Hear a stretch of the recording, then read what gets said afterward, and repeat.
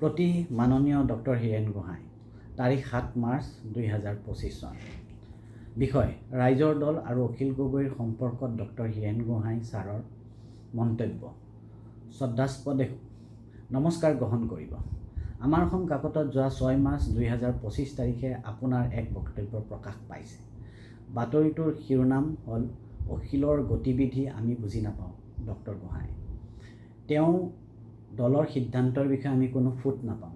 কি ভাবি কেতিয়া তেওঁ কি কৰে ধৰা নাযায়, সেইটোৱে সমস্যাৰ সৃষ্টি কৰে।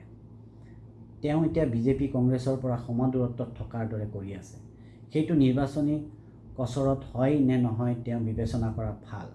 শীৰ্ষক বাতৰি কাকতত প্ৰকাশিত বক্তব্যটো দেখাৰ লগে লগে আমি আচলতে আচৰিত হোৱাৰ লগতে যথেষ্ট মৰ্মাহত হৈছোঁ।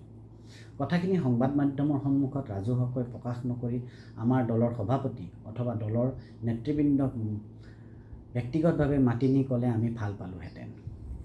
কাৰণ আপোনাৰ লগত আমাৰ সম্পৰ্ক কেইবা দশক ধৰি।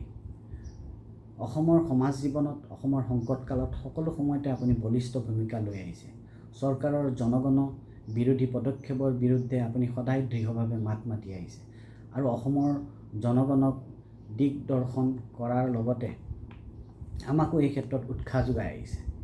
শেহতীয়াকৈ আপোনাৰ নেতৃত্বতে বুদ্ধিজীৱী সমাজে বিৰোধী ঐক্য লগ লগোৱাৰ ক্ষেত্ৰত আগভাগ লৈছে।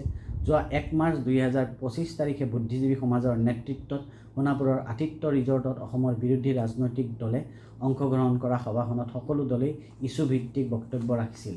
সভাখনৰ উদ্দেশ্য ব্যাখ্যা কৰোঁতে হৰেকৃষ্ণ ডেকা ডাঙৰীয়াই পূৰ্বৰ তিক্ততাপূৰ্ণ কথাবোৰ পৰিহাৰ কৰি বিৰোধী ঐক্যৰ প্ৰক্ৰিয়াটোক আগবঢ়াই নিব লাগে বুলি কৈছিল। সভাখনত আমাৰ দলৰ সভাপতিৰ নিৰ্দেশ মৰ্মে এই বক্তব্য প্ৰদান কৰিছিল। তাৎপৰ্যপূৰ্ণ কথাটো হ'ল সকলো দলৰ প্ৰতিনিধিয়ে তেওঁলোকৰ বক্তব্যত কাকোৱে ব্যক্তিগত আক্ৰমণ নকৰি ইছ্যুভিত্তিক বক্তব্য ৰখাৰ বিপৰীতে একমাত্ৰ কংগ্ৰেছ দলৰ প্ৰতিনিধি সাংসদ প্ৰদ্যুৎ বৰদলৈ ডাঙৰীয়া সভাখনৰ বিষয়বস্তুৰ পৰা আঁতৰি ব্যক্তিগতভাৱে অখিল গগৈ ডাঙৰীয়াৰ নাম লৈ আক্ৰমণ কৰিছিল। যাৰ ফলত অখিল গগৈ ডাঙৰীয়াই সভাত উপস্থিত আন ৰাজনৈতিক দলৰ প্ৰতিনিধিসকলক নিজৰ স্থিতি স্পষ্ট কৰিবলৈ বাধ্য হৈছিল। কংগ্ৰেছৰ সাংসদগৰাকীয়ে অগণতান্ত্ৰিকভাৱে সংবাদ মাধ্যমৰ উপস্থিতিত কি অজ্ঞাত কাৰণত সভাস্থলী ত্যাগ কৰি সকলো বিৰোধী ৰাজনৈতিক দলক সংবাদ মাধ্যমৰ সন্মুখত অস্বস্তিত পেলালে সেইটো আমি বুজিবলৈ সক্ষম নহ'লোঁ। ব্যক্তিগতভাৱে কৰা আক্ৰমণৰ প্ৰত্যুত্তৰ দিবলৈ গৈহে অখিল গগৈ ডাঙৰীয়াই সভাখনত বক্তব্য ৰাখিব লগা হৈছিল। পৰৱৰ্তী সময়ত এই ঘটনা সম্পৰ্কে কিছুসংখ্যক সংবাদ মাধ্যমে আমাৰ দলৰ সভাপতি অখিল গগৈ ডাঙৰীয়াক সাঙুৰি কিছু নেতিবাচক বাতৰি পৰিৱেশন কৰা আমি প্ৰত্যক্ষ কৰিছোঁ। যাৰ ফলত 1 মাৰ্চৰ সভাখনৰ সফলতা বিফলতাক লৈ ৰাইজৰ দল আৰু দলৰ সভাপতি সম্পৰ্কে কিছুসংখ্যক লোকৰ মাজত এটা ভুল বাৰ্তা গৈছে। যাৰ বাবে চাগে ছাৰ আপুনিও আমাৰ প্ৰতি ভুল ধাৰণা গঢ়ি উঠাৰ বাবে এই বক্তব্যখিনি সংবাদ মাধ্যমত ব্যক্ত কৰিছে। সেইবাবে অনিচ্ছাকৃতভাৱে হ'লেও এই কথাখিনি মুকলিভাৱে ব্যক্ত কৰাৰ বাবে বাধ্য হ'লোঁ। তাৎপৰ্যপূৰ্ণ কথাটো হ'ল যোৱা 1 মাৰ্চৰ সভাখনত আপোনালোকৰ পৰামৰ্শমতে ৰাইজৰ দলে ততাতৈয়াকৈ 2 মাৰ্চৰ দিনাখন দলৰ কৰ্ণধাৰ পাতি সিদ্ধান্ত লৈছিলোঁ যে বিৰোধী দলৰ মাজত যাতে আগন্তুক দিনত কোনো বিভ্ৰান্তি আৰু ভুল বুজাবুজিৰ সৃষ্টি নহয় তাৰ বাবে দলৰ সকলো সতীৰ্থক কোনো ৰাজহুৱা বক্তব্য নাৰাখিবলৈ নিৰ্দেশ প্ৰদান কৰা হৈছিল। যিটো কথা ইতিমধ্যে দলৰ সভাপতিয়ে যোৱা 4 মাৰ্চৰ দিনা সংবাদ মাধ্যমৰ আগত ৰাজহুৱা কৰিছিল। ছাৰ আপুনি সিদিনাৰ সভাখনত উপস্থিত নাছিল।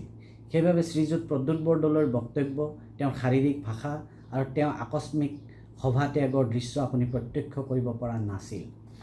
সেইবাবে এই প্ৰেক্ষাপটটো ওলাই কৰি আপুনি সংবাদ মাধ্যমত যি বক্তব্য দাঙি ধৰিছে নিশ্চিতভাৱে আমাৰ গ্ৰহণযোগ্য নহয়। আমি ভাবোঁ সভাত এনে কোনো বিশেষ পৰিস্থিতিৰ উদ্ভৱ হোৱা নাছিল যি কাৰণত সাংসদজনে সভাস্থলী ত্যাগ কৰিব লাগে। যদিহে সাংসদজনে সভা ত্যাগ নকৰিলেহেঁতেন, সংবাদ মাধ্যমত সেই দৃশ্য নোলোৱাহেঁতেন, তেন্তে সিদিনাৰ সভা নিশ্চিতভাৱে এখন অতি সফল সভা হ'লহেঁতেন।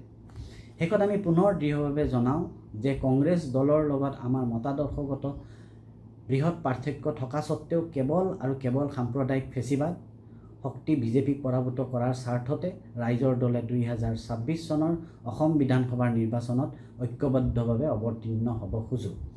2026 চনত বিজেপিক পৰাভূত কৰিবলৈ আমি বদ্ধপৰিকৰ। ধন্যবাদেৰে ৰাছেল হুছেইন, সাধাৰণ সম্পাদক, ৰাইজৰ দল।